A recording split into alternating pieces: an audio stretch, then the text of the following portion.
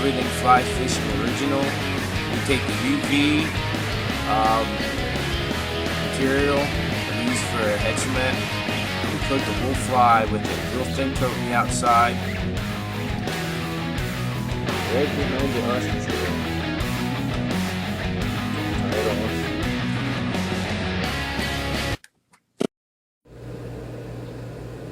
All the flies in today's video were tied on hooks given to us by the Rise and Fly Company. Go check them out at www.riseandfly.com.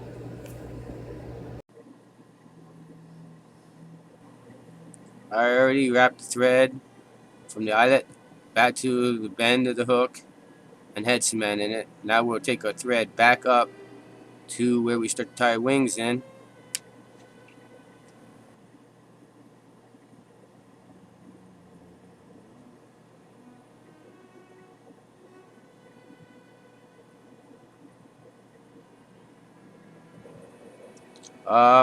In this, we are using a 2X size 12 hook, and even though the shank's longer, we're going to use that to measure our wing, because a mosquito wing you make a longer than your standard wing.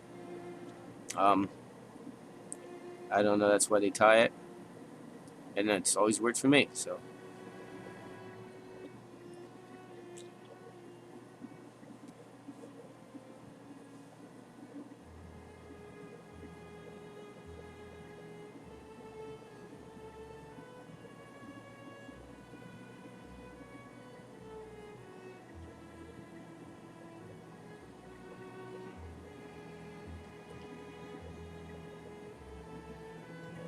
okay, we're tying the wings in now, and what we're doing is we're going to tie in one on each side, and then we'll put some thread wraps in front of it to make them stand up.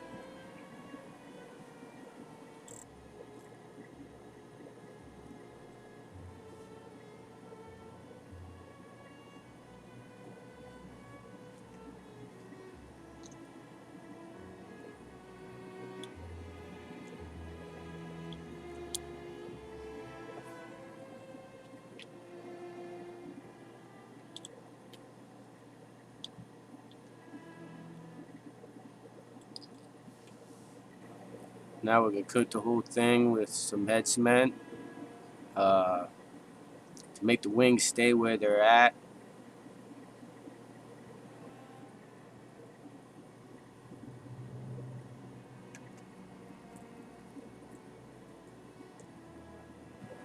Next we're going to tie in the tail, and we're going to make our tail a little bit thicker to balance the fly. I noticed if you tie this fly and you don't put a very thick tail on it, the flies tend to do a nosedive and the tail sticks straight up in the air. So you want to add a little bit bigger, thicker tail so that this fly lands the way it's supposed to in the water.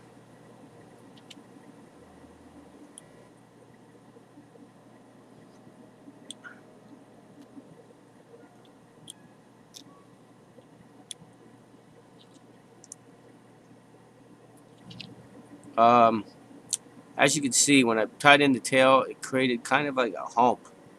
Now what we're going to do is we're going to take the thread up to the wing and back to that hump, and just keep adding thread till from your tail to your wing is even. You don't want humps and spots where it's big and humpy, because we're going to use a quill body on this one. So the quill body, you want to make it look good. Otherwise, if you leave the hump there, it'll hump up and then it'll thin down. And if you've ever seen the body of a mosquito, it's kind of pretty much even across. So we want this to look good, right? So we're going to build up the thread to make this all even.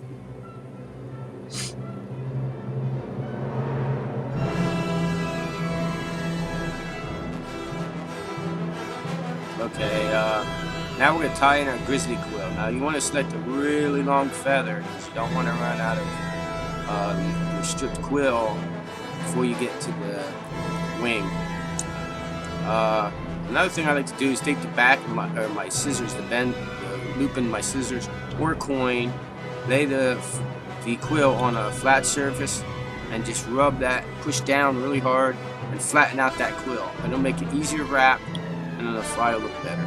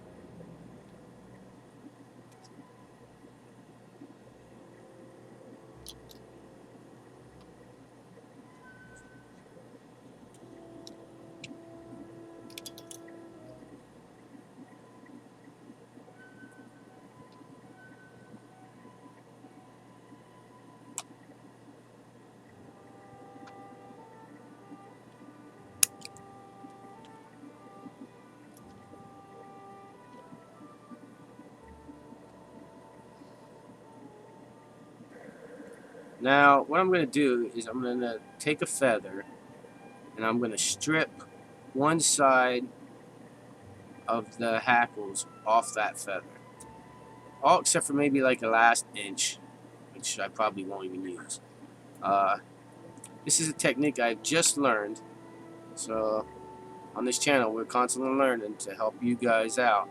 That this makes your flies look better. And I noticed that without trapping down the hackle fibers on one side of the feather, it tends to make the fly look better. It don't have hackle fibers going every which way. It kind of makes our flies look a lot better. So this is a technique we've been using.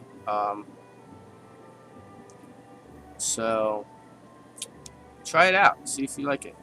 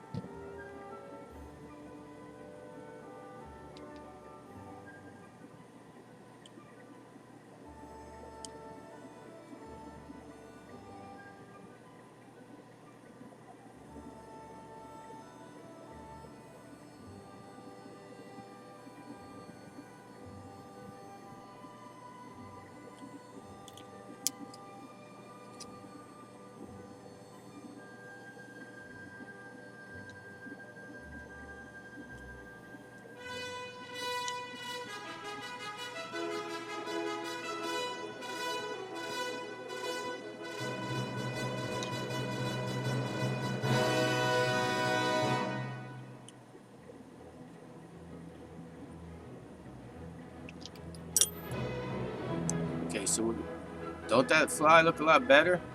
Looks a lot nicer when you don't have any of them hackles trapped down. So I think it's really going to help us out when we get to size 18s, when we start doing blue wing dollars and stuff this year. And yeah, watch for them videos, blue wing dollars and the blue quills and all them.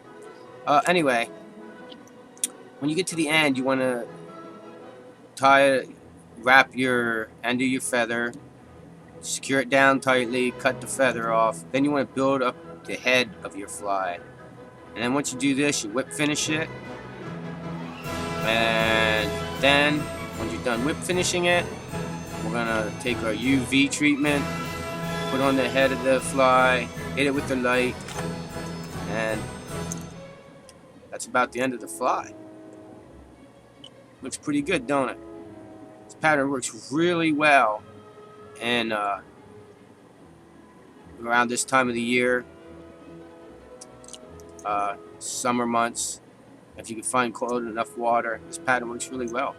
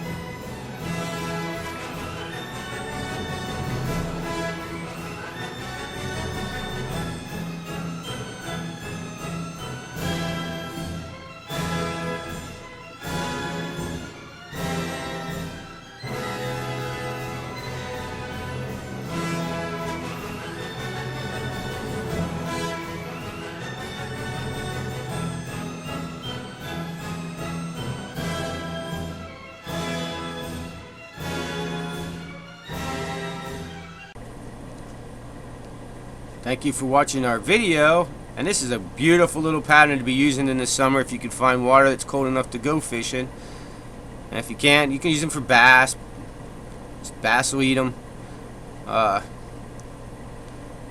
Sunfish if you want to use, if you like panfish fishing, but they work really well. I used to have a friend that we used to go to spring creeks in the summer, and this is the only pattern he'd want to buy off me, and I tied just this way, and every year he'd buy 10 of them off me, and 10 Adams, and that's only 2 flies he'd use, and man, did he have luck within this summer. He'd catch a lot of fish on this mosquito. So Scotty, if you're watching this video is for you. So if you liked our video, give it a thumbs up, and if you really liked our video, subscribe. Right there somewhere, there's a little thing. If you click that little box, it'll take you to our thing, and you can subscribe. And please do, man. Oh, and the last video we did, we're gonna put a link right here in this I button. It's actually probably coming across the suggested videos across there somewhere, like along there. Go and check out and leave a comment on our last video so you get a chance to win hooks, speed heads, and stickers from the Rise and Fly Company. We're giving them away. And go check out all our videos. Watch some of the fishing we did in Pine Creek, which we're heading back up there pretty soon. Water temperature soon should be going back down, so we can go fishing up in Pine Creek for fall fishing. I like to fish almost all year round. You know, there's 2 weeks of hunting season that takes away from my fishing, but I still make tying videos, so come check out our channel. And like I always say, keep your lines wet, out of trees, and only give them fish a sore lip.